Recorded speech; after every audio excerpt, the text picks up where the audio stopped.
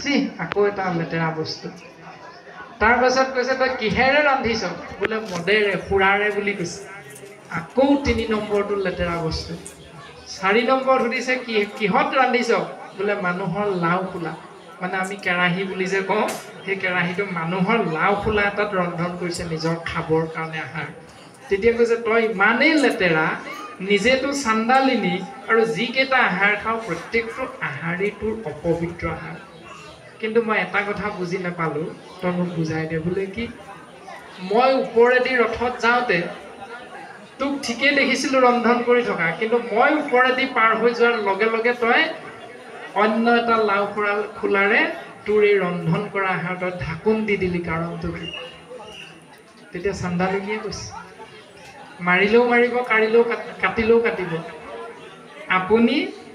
অসৰণীয়া সেইকাৰণে আপোনাৰ চৰণৰ ধূলা মোৰ আহাৰত পৰিব বুলি মই আহাৰখিনি ঢাকি দিলোঁ এতিয়া অপবিত্ৰ কোন প্ৰকৃত চান্দালিনী অপবিত্ৰ গৰু মাংস অপবিত্ৰ মানুহৰ লাও খোলা অপবিত্ৰ মদ অপবিত্ৰ নে অসৰণীয়াজন অপবিত্ৰ কাহিনীটোৱে কৈছে সেই কাহিনীটোৰ জৰিয়তে আমি আলোচনাটো কৰিলে বোলে হয় ভাগৱতে যদি কৈছে আমি যিহেতু ভাগৱতী অনুষ্ঠান কৰিম তেতিয়াহ'লে আমাৰ শৰণ ভজনীয়াজনক সেই দায়িত্বটো দিব লাগে তেতিয়া সমস্যাও সমাধান হ'ল একেডাল পাক মাৰিতে সকলোৱে আহাৰো গ্ৰহণ কৰিব পৰা হ'ল কিন্তু এইটোকে নকৰি যদি দুইটা ফৈদে নিজৰ নিজৰ মতটো খামুচি ধৰি থাকে তেতিয়াও এটা কাহিনী দিছে এখন জাহাজত 7জন ব্যক্তি অৰ্থাৎ এখন জাহাজত অজস্ৰ ব্যক্তি গৈ থাকোঁতে বতাহ ধুমুহা বৰষুণত পৰি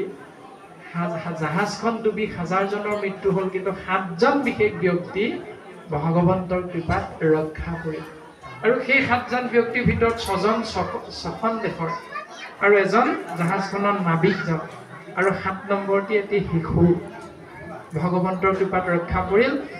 আৰু এটি দ্বীপত গৈ উঠিল গৈ ঢৌৱেদি তেওঁলোকক এটা দ্বীপত তোলালে তাৰপাছত 6জনে যেতিয়া সাৰ পালে সেই 6জনে চকু মেলি ইজনে সিজনলৈ চাইছে চাই ইজনে সিজনৰ লগত কথা পাতিছে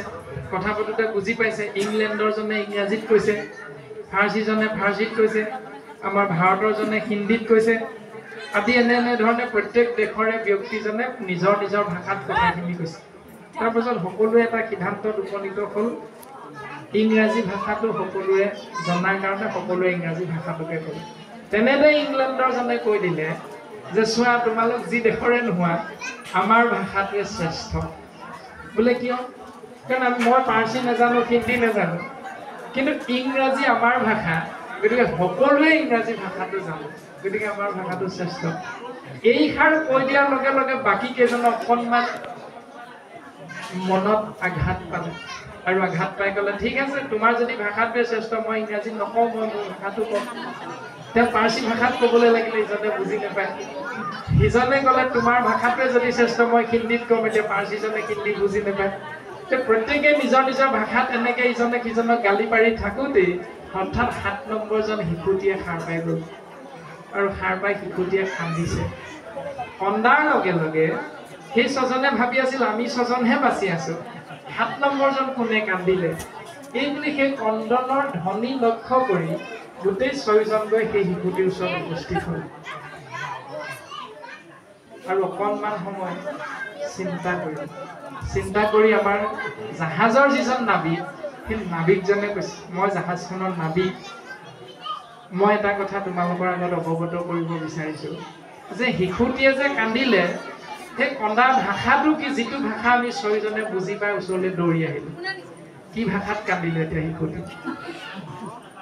হিন্দীত কান্দিলে নে ইংৰাজীত কান্দিলে নে ফাৰ্চীত কান্দিলে নে কিহত কান্দিলে শিশুটিয়ে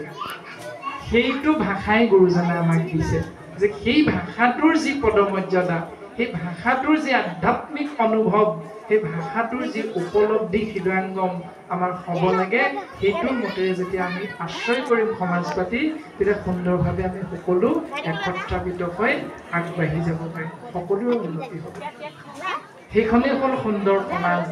যিখন সমাজত শিশুৱে হিন্দীত কন্দা নাই যিখন সমাজত শিশুৱে ইংৰাজীত কন্দা নাই যিখন সমাজত শিশুৱে ফাৰ্চী ভাষাত কন্দা নাই, উৰ্দু ভাষাত কন্দা নাই, কেৱল শিশুটিয়ে যিটো ভাষাত কান্দিছে সেই ভাষাটো বুজি লৈ আমি আমাৰ জীৱনটো যদি অতিবাহিত কৰিব বিচাৰো, সমস্ত জনালে মংগল নিশ্চিত শাস্ত্ৰটো আমাক সিদ্ধান্ত দিছে। গতিকে বাপজনাই সোধা কথাখিনিৰ লগত